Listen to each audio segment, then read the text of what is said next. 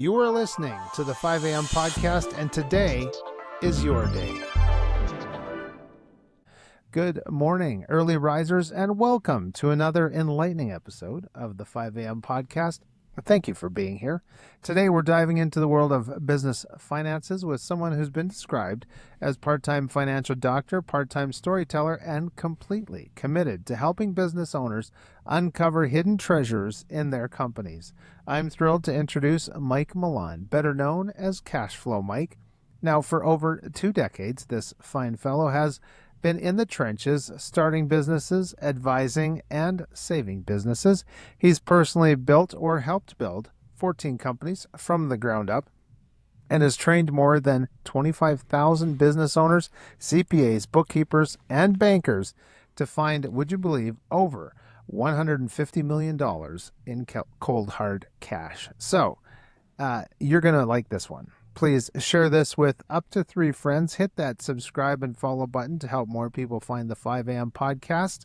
I got to tell you, Mike, he is the creator of Clear Path to Cash framework and the author of 3 game-changing books, The 7-Minute Conversation, Don't Be a Dumb Business Owner, and his latest, Don't Tell Me What to Do, focused on the art of advisory conversations. Now, what makes Mike unique is his ability to translate complex financial concepts into plain language. So there's no spreadsheets of confusion or forgettable lectures, and he's here to show us how to read the story our numbers are trying to tell us and make better business decisions. Cashflow Mike, thanks for joining me for the 5 a.m. podcast. It's a pleasure to have you here.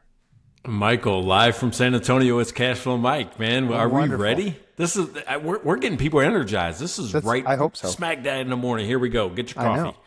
Absolutely. Already had 2 myself, and mornings go better with coffee. That's for sure.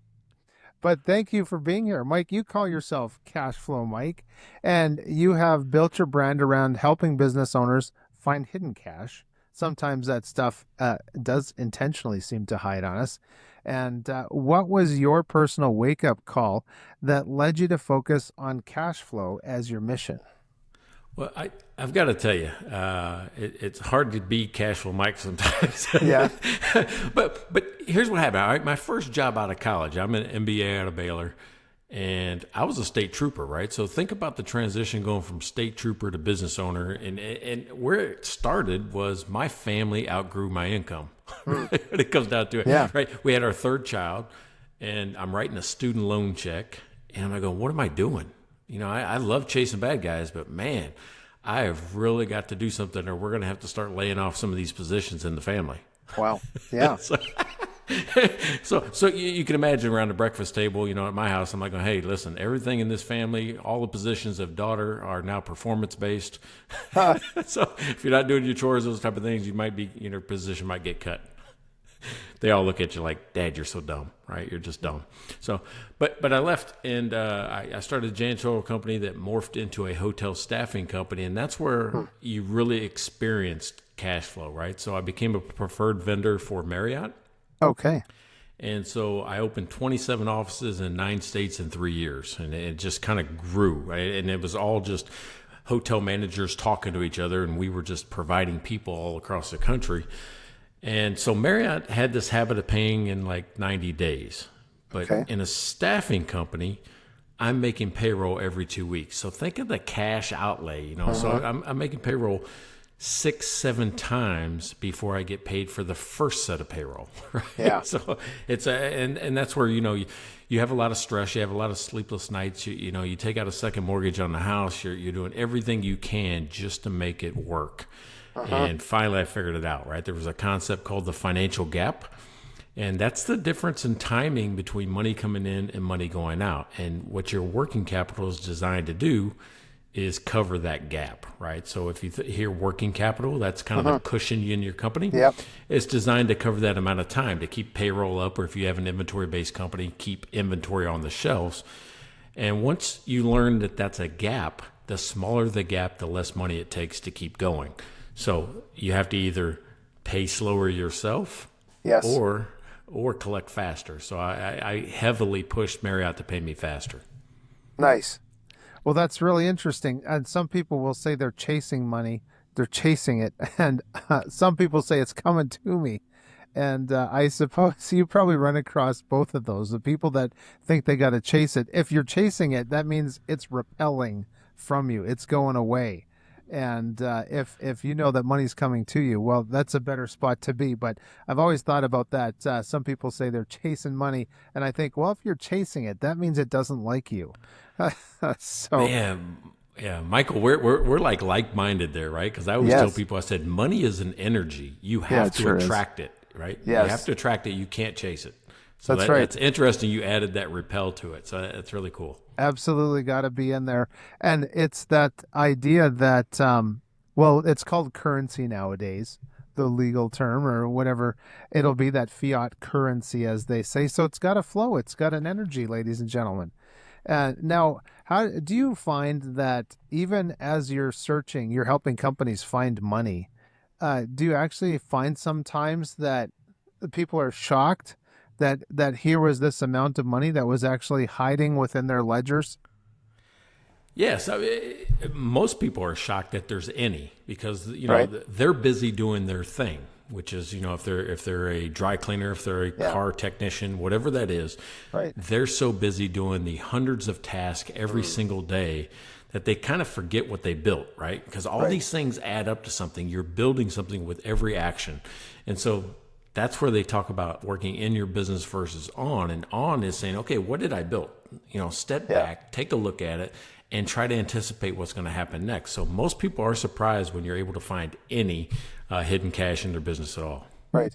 Well, you've mentioned that most small business owners might be flying blind when it comes to their finances, like kind of like what you were just describing. What are some of those danger spots? Thinking of Kenny Loggins right now, danger zone, blind spots that you kind of have become consistently seeing in your work. One of my favorite techniques to use, and I usually, start with this technique when people are describing to me what they consider a cash flow problem, and you'll hear them say it in different ways, like going, I'm making money. My accountant says I'm Yep. making money. I'm paying tax on it. How come I don't have any? You'll hear them Right. say stuff like that. Or I always feel like it's clunky. Like I'm always waiting for money to come in before I can do something else. When I hear that, I've got this technique called mining your business for hidden cash. Okay. And what that is, it's a combination of 6 calculations in one visual that I call a cash leak map. And when I say mining your business for hidden cash, I'm really looking at your business from 2 different directions. Vertically, which is it kind of starts with sales and you subtract out expenses down Yep. to profit. So just like vertical math. And that's how money comes in and through your company. Then you have to also look at the same time, because it happens at the same time, is how long does it take money to do that? How long does it take money to move through? So it's like a Right. horizontal analysis at the same time.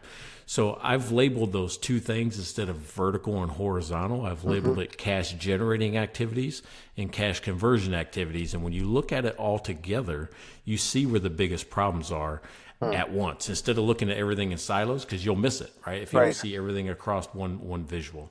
Yeah, that makes a lot of sense. You have the 7-minute conversation that promises to teach people how to analyze their own financial statements in less time, and maybe in less time even than to finish a cup of coffee.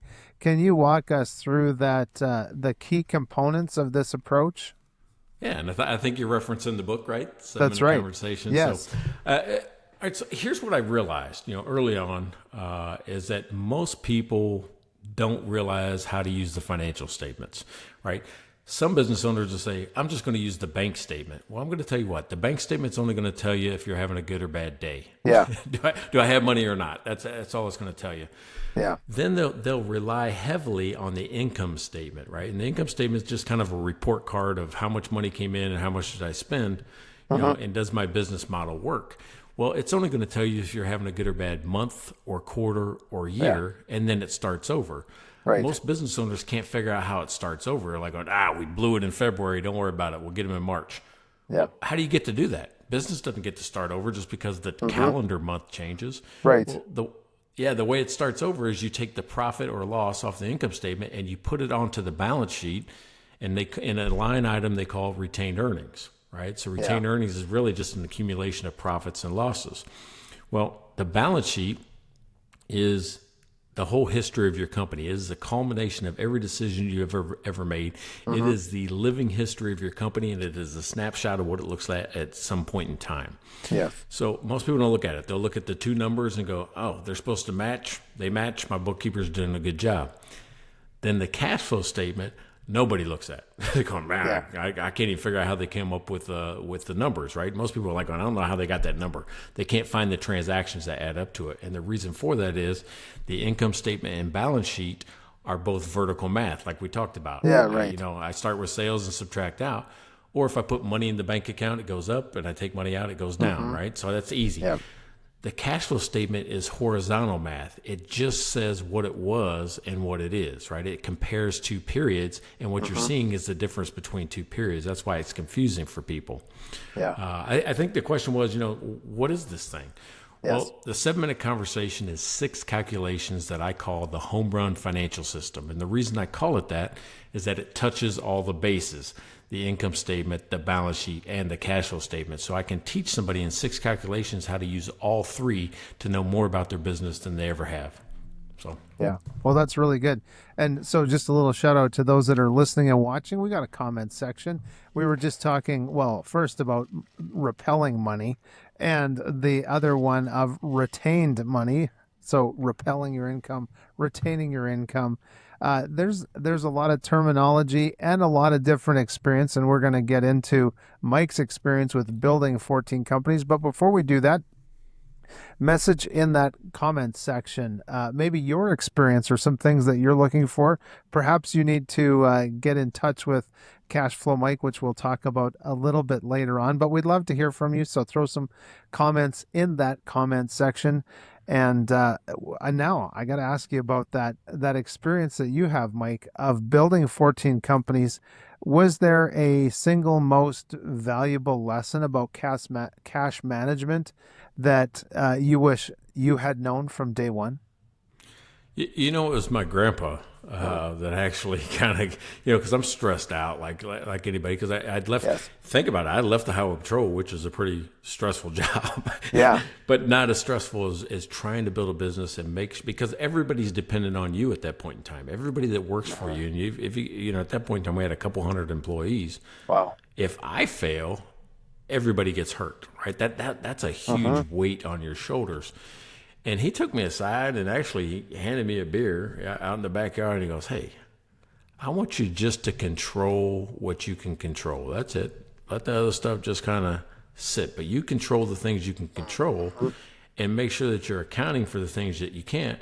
But that little phrase changed everything, because I was trying to, what if the government does this? What if just all these things that were going on around me that added more weight than I could handle, or that I should be able to handle. Right. Interesting. Really, it's great to have those mentors, that people that can speak into our lives. And I've got to ask you about your book, Don't Be a Dumb Business Owner. It's quite a provocative title. What does that D.U.M.B, D-U-M-B stand for? Yeah, super interesting. So D.U.M.B stands for Don't Understand My Business. It doesn't mean you're unintelligent. It means that I just don't know what's going on. And that was a title that kind of stuck with me, believe it or not, almost 20 years before I wrote the book. Wow. And the reason it was like that, I'm sitting at my kitchen table and I'm confused about financial statements. And I'm like going, man, I'm not dumb. I just don't understand my business. And you know how something just hits you, like going, yeah, it just kind of stuck. So I use that as kind of a thing to help me learn, because I'd get into a conversation with a CPA or accountant, and I got to tell you, there's a big transition happening in that industry right now where they're trying to become advisors, right? Do advisory services. Back in the early 2000s, they were the historians of companies, right? That's all they did. It's like they gathered the information and recorded it accurately and says, here it is. I would gather these financial statements, go to my CPA and go, hey, what do I do next? Yeah. And he would go, you fix it. I'm like going, how? Yes. And there was nothing there, right? At that point in time, there was just nothing there. And so I started documenting everything that was happening. It was like a cause and effect chart, right? Okay. Think a decision tree in my companies. And at that one point in time, I had 5 companies running at once. Wow. I had the hotel staffing company. Then I bought a restaurant bar so I could have cash coming in to kind of help, with waiting for Marriott to pay. Right. Then I built a restaurant. Then I bought a building with a restaurant in it, and then I bought 9 more buildings. Wow. Right, for meaning rent income. So 5 different companies run at once, and I'm asking the CPA for help because I'd built a monster, a Frankenstein, for the most part, right? Yeah, right. And there was just no help. So I'm like, I've got to sit here and figure it out myself because there's no training to run, a property management company, restaurants, and hotel staffing all together. Totally. Well, there is if you look at I got to learn the financial statements and learn how to make decisions for it. So once I started documenting what was happening, I created techniques to manage and pull levers. I just called them my levers, right? And those 8 techniques that I came up with became the basis for that book. And I now call it the clear path to cash. Wow. Right, because it's 8 techniques to maximizing cash in every business. And they're all outlined in that book, Don't Be a Dumb Business Owner. That's wonderful. And so it sounds like you've had that opportunity to do some coaching, and you've created that elevated sequence, that coaching model with those 8 core techniques that you were just telling us about. Could you share 1 or 2 of those techniques that have proven maybe hitting some most felt needs of your clients? Yeah. Can I tell a story about how I got to that point first? Oh, please. Yes. Yeah. All right. So while I was training accountants to become advisors, I thought all I've got to do really is teach them the math and the techniques, and then they'll use them with their clients. Right. So part of the teaching technique I was using is called just role plays, right? Just I'll be the customer, or I'll be the advisor, you be the customer, and then we'll just conversate. Right. And what I learned is they didn't know how to talk to people. Okay, They couldn't find their burning issue. Yeah. So they said, we want you to teach us what you do during the role plays. And I'm like, going, what do I do during the role play? You're asking yourself, what do I do? And I had to start thinking about why I asked certain questions in certain orders. Yeah, right. And I said, as a state trooper, I learned this technique called verbal judo. And it's about, de-escalation and talking people to not just be compliant with what you're saying, but also be committed to understanding that's the right action to take. And so I'd done that for 20 years up until COVID. And then during COVID, I don't know if you're like me or not, but I watched way too much TV. Yeah. I just did. Well, my wife started watching Hoarders. I don't know if you've ever seen that show, right? And Disorder's kind of, it's sad. I didn't watch it for the disorder. I watched it for the interaction between the doctor, the psychologist, and the person with the hoarding disorder. Because the first one I sat down, I'm like going, oh my God, that's not Dr. Hoarder. That's business owner advisor. Yeah. To me. Because just like in financial statements, you can see the problem. Everybody can see the problem. The business owner is living in the problem, just like the hoarder. Yeah. But how do you get them to take action to want to solve it, want to fix it? And if you look at any Hoarders episode, and I didn't just watch one, Michael, I watched 14 seasons. Yeah, 14 seasons of them. So, because I saw a pattern. I'm like going, oh my God, that's exactly how we should be talking to people, because it gets people to move. It gets people to do the right thing. Well, the scene that got me and started this whole thing was, in the very beginning, it's always the same, where the doctor goes up and introduces themselves by knocking on the door. Yes. And the person with the disorder opens the door. To me, I'm like going, that's the most volatile situation you could be in, because everybody sees the problem. Yeah. I'm there to fix it. I'm there to help. What I say first as the doctor might also set you off, right? And make you slam the door in my face and not do anything. Yep. So you never hear the doctor accuse. You never hear the doctor judge. You only hear the doctor ask clarifying questions. It's about clarity. Right. And they'll say things like, hey, tell me what I'm looking at.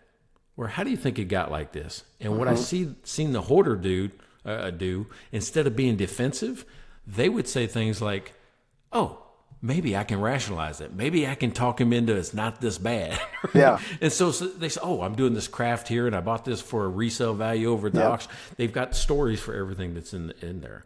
So what I did was I started documenting how I had these conversations with my clients and developed the 8 techniques and don't tell me what to do. Yeah. And, 2 of the techniques I use most of the time that are easy for everybody to do, one is clear the noise. And I think I even did it with you when we met. Clear the noise. And matter of fact, it's on my cup. If you've got video on your thing, yes. It's on absolutely. my cup. But clear the noise. Everybody that attends a meeting or comes to, some type of an event with you, they have in their mind what this is going to be about, right? Yeah. If we're going to meet, just like when I came here, I asked you a question to clear the noise, which is, hey, Michael, what's going on in your world, right? What's happening lately? And that's my indication to you that, hey, it's okay to unload. Hey, yeah, this is me. This is what's happening. It's hot up here. It doesn't matter what it is, but there's something on your mind. Well, I do that during coaching conversations. And my clients learn that I'm really asking them what's been on their mind, what's keeping them awake at night. Right. And they'll start to talk about their burning issue. Well, sometimes the answers are vague. So that question, hey, what's been going on since we last talked, or things like that, is just a way to get them to open up. If they're vague, like going, I don't know, everything just feels off. Then I use the second technique I call the explorer. And the explorer could be a combination or one of 2 different questions I ask, which is, hey, tell me more about that. What do you think feels off? Right? Again, I'm trying to get to a burning issue, because if I can find the issue, which is one of 6 buckets in business, like debt or education or profit or cash flow or, those type of things. There's only 6 buckets. So if I can get you to say what it is, then we can work on it together for the rest of our time. And I clear your noise, because that's what you came here, what's bothering you. Not what I want to talk about, but what you want to talk about. I don't try to solve the pain that I see. I try to solve the pain that they feel. Right? Wow. That's the difference in the coaching for me. So tell me more, or I'll ask people one other way in the Explorer, which is, hey, can you say that differently? Right. The point is, I want you to say it, right? And I want you to be clear about what you said. And the reason for that is, if you say it, it's an absolute truth. If I tell you what the problem is, you can argue, right? Like, oh, that's not my problem. That's not what it is. So asking the questions to get the person you're talking to say what the issue is makes it an absolute truth in the conversation, and now you can get the business of get to the business of solving it. Wow, that's what the book's about. That's good. So how can our listeners get in touch with you? Yeah, super easy. So my nickname is Cashflow Mike, and you can find me at cashflowmike.com.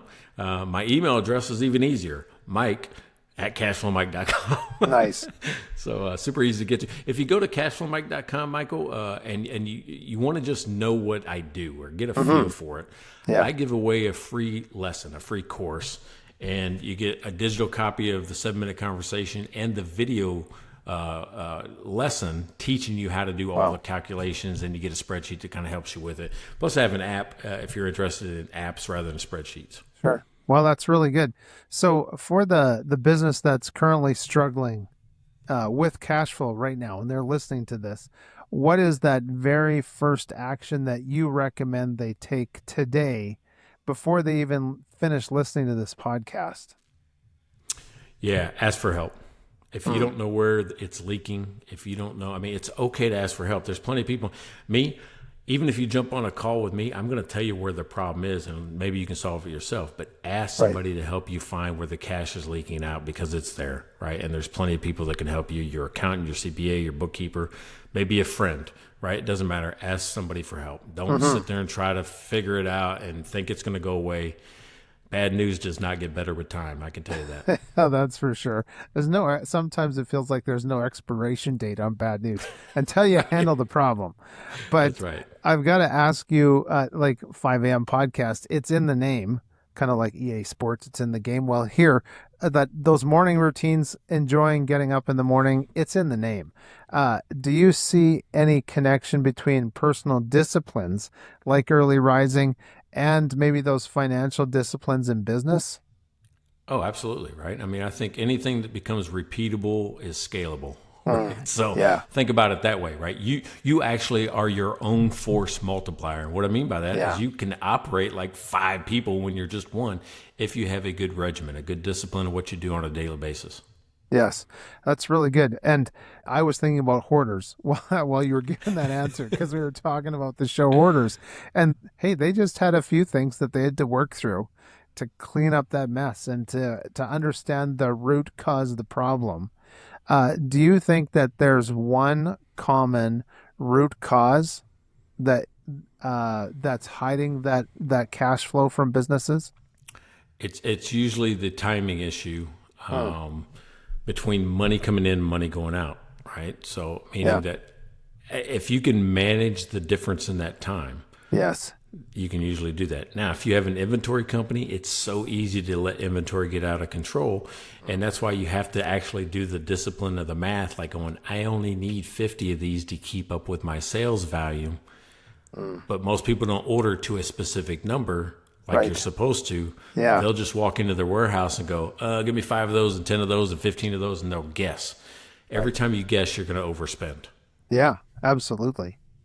Yeah. And as we know, if we can measure it, we can manage it. That's right. The two very important things. Well, there you have it, ladies and gentlemen. And I want to remind you that Mike is generously offering you, our listener or our watcher, a free lesson from his Clear Path to Cash course, the 7-minute conversation. It includes a downloadable worksheet, a step by step video, and that all important free digital copy of his book. It'll show you how to read financial statements quickly, clearly, and like a banker or investor would. So you can claim those valuable resources at cashflowmike.com. Mike Milan, I got to say a big hearty thank you for your time today and this great conversation. Hey, thanks for getting me up. I'm ready to start the day. Good. Me too.